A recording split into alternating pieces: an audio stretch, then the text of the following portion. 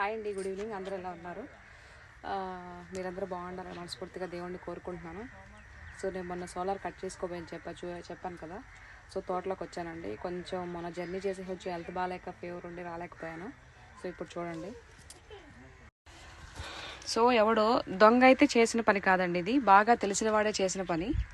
చూడండి, నైస్గా తెలివిగా ఎంతవరకు కావాలో అంతవరకు మోటార్ వరకే కట్ చేసుకొని తీసుకెళ్ళాడు. ఇక్కడ ఫిక్స్ చేసి ఉండే అది ఈ ప్రాంతంలో. ర్యాడర్ బావా, దాన్ని ఏమంటారు? ర్యాడర్ అంటారా? ఏమంటారు బాక్స్ని?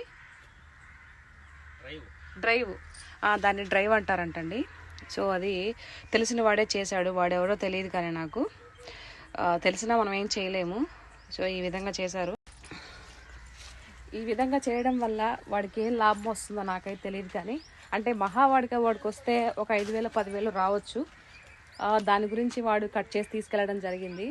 కానీ ఆ 10,000కి 5,000కి వాడికి తెలియడం లేదు. సో 10,000కి 5,000కి వేరేది ఇక్కడ అమ్మేసి ఇది చేస్తాను అని అనుకుంటే వాడికి అంతలో 2 అంతలు కూడా పోతుంది. ఏదైతే 5-10,000 వచ్చాడో అంతకి డబ్బులు వాడు పోగొట్టుకుంటాడు. సో పైన భగవంతుడు అనేవాడు చూస్తూ ఉంటాడు.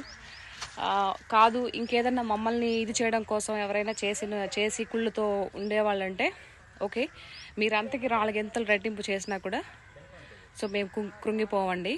ఓకే, నేను ఎక్కువ భగవంతుడిని నమ్ముతాను. సో భగవంతుడిని నమ్ముకున్న వాళ్ళకి దేవుడే దిక్కు అంటారు కదా. సో మాకు దేవుడే దిక్కున్నాడు. తీసుకెళ్ళని మమ్మల్ని ఏదో ఇది చేయడానికి చేసుంటే కనుక అది అతని అపోహ మాత్రమే. సో ఈ వీడియో అతను ఒకవేళ చూస్తే కనుక రే నీకే చెప్తున్నా, నువ్వు బాగా అన్నీ తెలిసి ఇక్కడ తోట ఉంది, అక్కడ ఒక సోలార్ పెట్టున్నాము అన్నీ తెలిసి నువ్వు చేసుంటే కనుక, నువ్వు తెలిసిన వాడివే కనుక మాలో ఉండి మాతో మాట్లాడుతూ చేసినట్టు ఉంటే నిన్ను భగవంతుడు కూడా రే వీడియో చూస్తున్నవాడు తప్పు చేసిన వాడి వీడియో చూస్తే కనుక రే నిన్ను భగవంతుడు కూడా క్షమించడు రా. ఇక్కడ ఒక మనిషి దగ్గర నోటి కూడి తీయడం లేదు నువ్వు. సో ఇక్కడ పచ్చని చెట్లు చూడండి, పచ్చని చెట్లు నీరు లేక 3 రోజుల నుంచి అల్లాడిపోతున్నాయి. ఆ పాపమంతా నీకే తగులుతురా.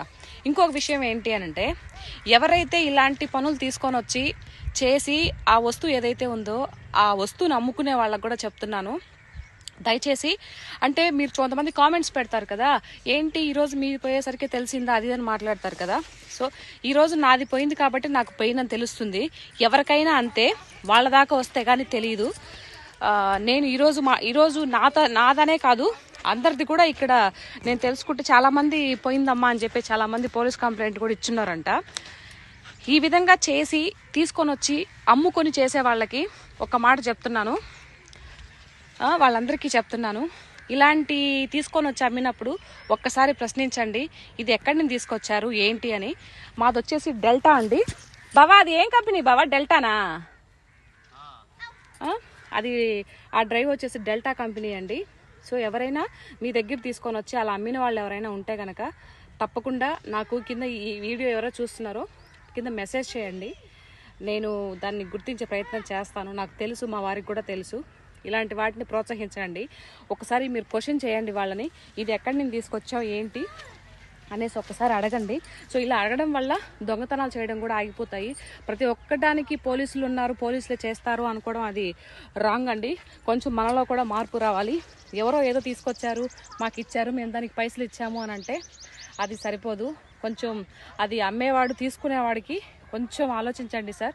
ఎవరైతే తీసుకుంటారో అట్లాంటి వస్తువులు, మిఠాయి కొట్లు కానీ లేకపోతే ఇంకేదన్నా ఎలక్ట్రికల్ షాప్లో పనిచేసే వాళ్ళు కానీ ఇలా తీసుకుంటే మనం ఒక 20కో 30కో అమ్ముకోవచ్చు, వీనికి 5కో 10కో ఇవ్వచ్చులే అని అనుకుంటే తప్పు సార్.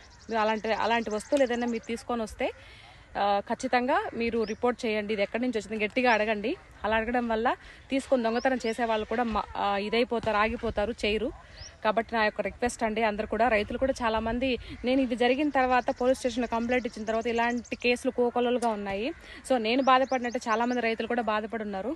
కాబట్టి నేను అందరినీ విన్నవించుకుంటున్నాను. ఓకేనా?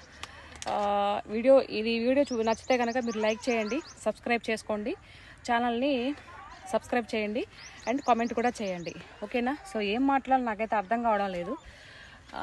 విషయం అయితే చెప్పాలనుకున్న విషయం అయితే అదండి. ఓకేనా? Thank you, bye.